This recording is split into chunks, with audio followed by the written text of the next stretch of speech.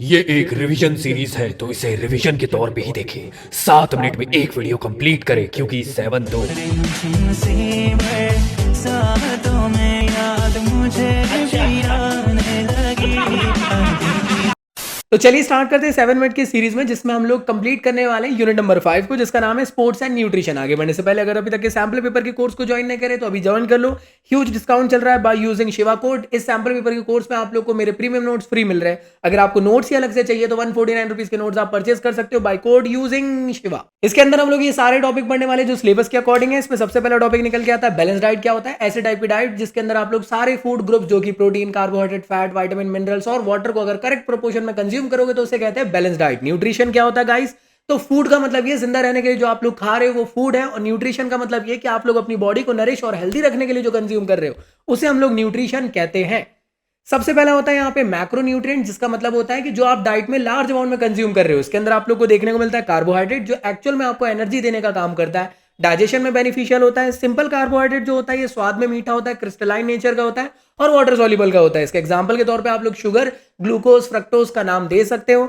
Simple carbohydrate के बाद complex carbohydrate आता है जो कि क्रिस्टलाइन नेचर का नहीं है, स्वाद में मीठा नहीं है और याद रखिएगा वाटर सॉल्युबल भी नहीं होता है। इसको हम लोग एग्जाम्पल में दे सकते हैं स्टार्च और ग्लाइकोजन।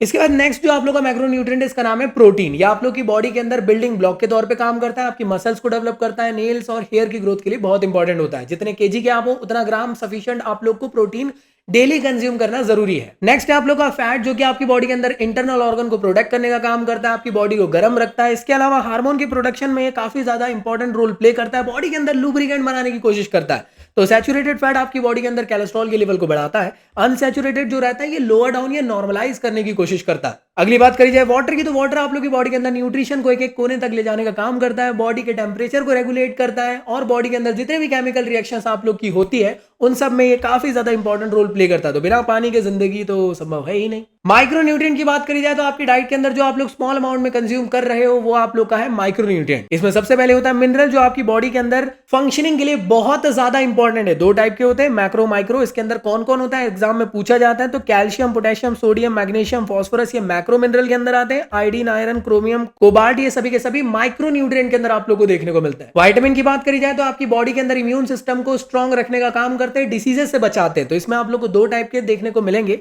एक होते हैं फैट सॉल्युबल, दूसरे होते हैं वाटर सॉल्युबल। तो याद रखिएगा विटामिन आप लोग को पढ़ना है ए, बी, सी, डी, ई और के। इसमें बी सी किसी को रोड में चलते हुए बोल लोगे तो शर्म के मारे पानी पानी हो जाएगा, तो वाटर सॉल्युबल बी सी है, बाकी बचे फैट सॉल्युबल। इसके अलावा एग्जामिनेशन में विटामिन के नाम पूछे जाते हैं, तो स्पेशली आप लोग को विटामिन ए का नाम याद रखना है, रेटिनॉल। इसकी डेफिशिएंसी से ब्लाइंडनेस हो सकता है। विटामिन B1 थायमिन होता है जिसकी डेफिशिएंसी से बेरी हो जाता है। विटामिन B3 जिसका नाम नाइसिन, नियासिन जो भी होता है उसकी डेफिशिएंसी से आप लोग को पेलेग्रा देखने को मिलता है। विटामिन B6 जो है इसकी डेफिशिएंसी से एनीमिया होता है। B7 का नाम बायोटिन है, याद रखिएगा, इसकी डेफिशिएंसी से डर्मेटाइटिस होता है। B9 जिसका नाम फॉलिक एसिड है, इसका नाम याद रखिएगा बस। विटामिन B12 काफी ज्यादा इंपॉर्टेंट है, आज के टाइम में हर इंडियंस के अंदर इसकी डेफिशिएंसी आप लोग को देखने को मिलेगी। विटामिन C बहुत इंपॉर्टेंट है, एस्कॉर्बिक एसिड एग्जाम में पूछा जाता है, इसकी डेफिशिएंसी से स्क्रवी होता है। और विटामिन D इसका नाम इंपॉर्टेंट नहीं है भले ही, लेकिन इसकी डेफिशिएंसी इंपॉर्टेंट है जिससे कि रैकेट या रिकेट होता है। तो कुछ इंपॉर्टेंट यहाँ पे टिक्स लगा दिया, इनको याद करके जान जाना सफिशिएंट है आप लोगों के लिए। तो जो नेक्स्ट टॉपिक उसका नाम है न्यूट्रिटिव और non nutritive component of diet. तो न्यूट्रिटिव वो होते हैं जिसको कंज्यूम करके आप लोगों को किसी भी टाइप की कैलोरी मिल रही है, जैसे कि मैक्रो, माइक्रो के अंदर वाटर को छोड़ के बाकी सभी के सभी जो है ना वो सभी के सभी आप लोग के आते हैं न्यूट्रिटिव कंपोनेंट ऑफ डाइट के अंदर। वो सेम टॉपिक है जो अभी पढ़े। और नॉन न्यूट्रिटिव वो जिसको आप लोग कंज्यूम करके किसी भी टाइप का न्यूट्रिटिव वैल्यू या मैं कह सकता हूं कैलोरी नहीं मिलती है, बट वो आपकी बॉडी के लिए इंपॉर्टेंट होते हैं। तो नॉन न्यूट्रिटिव के अंदर आप लोग को बेसिकली देखने को मिलता है, सबसे पहले वो होता है फाइबर या रफेज। ये आपकी बॉडी के अंदर डाइजेशन के लिए इंपॉर्टेंट होता है, आप लोग की बॉडी को कॉन्स्टिपेशन जैसी प्रॉब्लम से बचाता है। और इसके अलावा ना वाटर भी नॉन न्यूट्रिटिव के अंदर आता है, जिसके बारे में थोड़ी देर पहले डिस्कस कर चुके हैं। अगला होता है कलर कंपाउंड, जो आप लोग के खाने को